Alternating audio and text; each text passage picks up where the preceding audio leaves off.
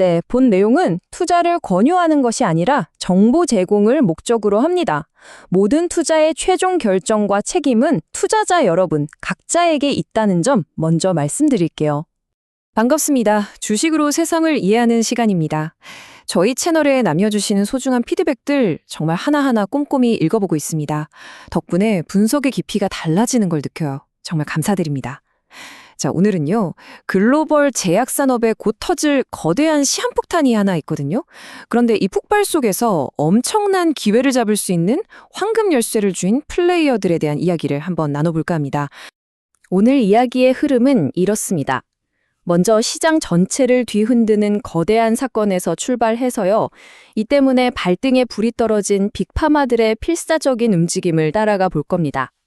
그리고 그들이 애타게 찾는 단서가 뭔지, 마지막으로 이 모든 기회가 어디로 향하고 있는지 그 종착지까지 함께 가보시죠. 그럼 첫 번째 파트입니다. 이 모든 이야기의 시작점이죠.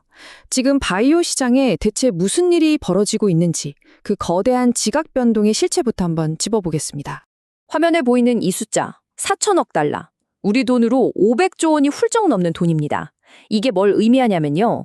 지난 수십 년간 글로벌 제약사들을 먹여 살렸던 그야말로 효자 상품들이 있잖아요. 이 블록버스터 약들의 특허가 바로 몇 년 안에 끝나버린다는 뜻입니다. 한마디로 보장된 현금 수입이 공중으로 증발하는 거죠. 이건 뭐 제약업계에는 그야말로 째깍거리는 시한폭탄이나 다름없습니다.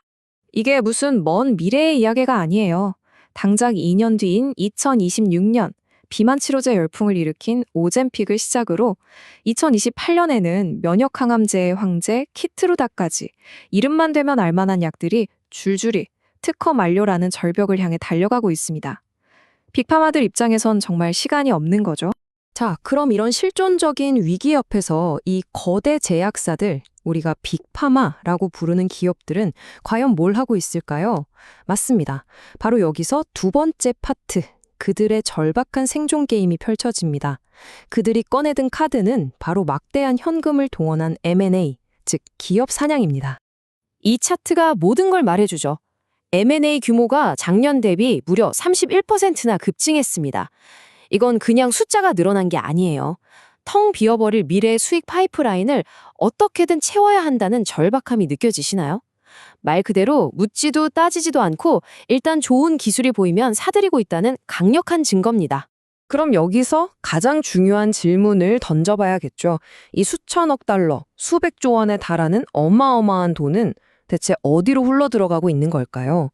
이 질문에 대한 답을 찾는 과정이 바로 오늘 우리가 투자 기회를 발견하는 여정이 될 겁니다. 자, 이제 이야기의 핵심으로 들어갑니다. 빅파마들이 예전처럼 단순히 신약 하나, 제품 하나를 사들이는 시대는 지나가고 있어요. 이제는요, 신약을 계속해서 찍어낼 수 있는 공장 그 자체를 사려고 합니다. 그게 바로 플랫폼 기술이라는 거죠. 플랫폼 기술, 말이 좀 어려울 수 있는데 쉽게 비유를 들어볼게요. 예전에 골드러시 때 진짜 돈 번 사람들은 그물 캔 광부가 아니라 그들에게 곡괭이랑 청바지를 판 사람들이라고 하잖아요. 바로 그 곡괭이 같은 게 플랫폼 기술입니다.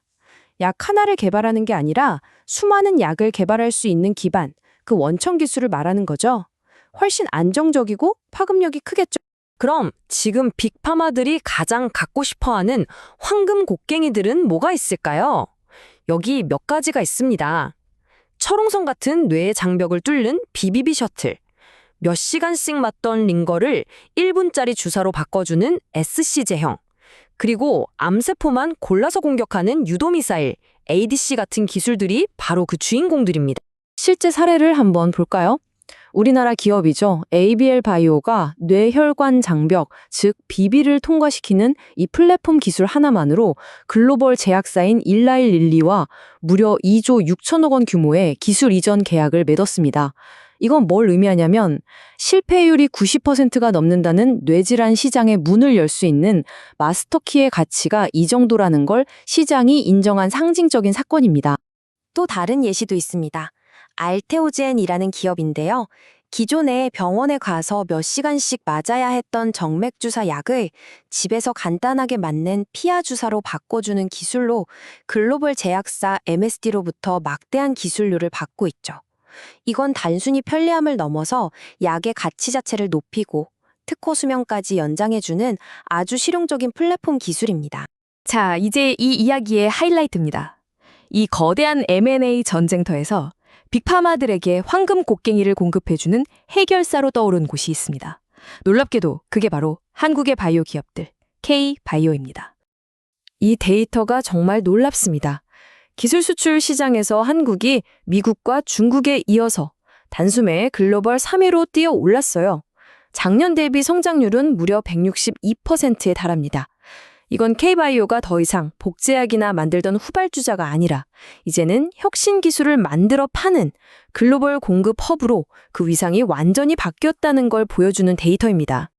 이 표가 오늘 이야기의 핵심을 요약하고 있습니다. 한번 자세히 보시죠.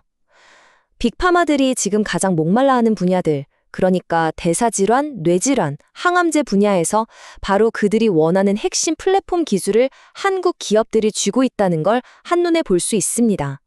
한미약품, ABL 바이오, 셀트리온, 알테오젠 같은 이름들이 왜 지금 빅파마들의 쇼핑 리스트 최상단에 올라 있는지 이 표 하나로 설명이 끝나는 거죠. 그럼 왜 하필 K-바이오가 이렇게 주목받을까요? 단순히 기술력만 좋은 게 아닙니다.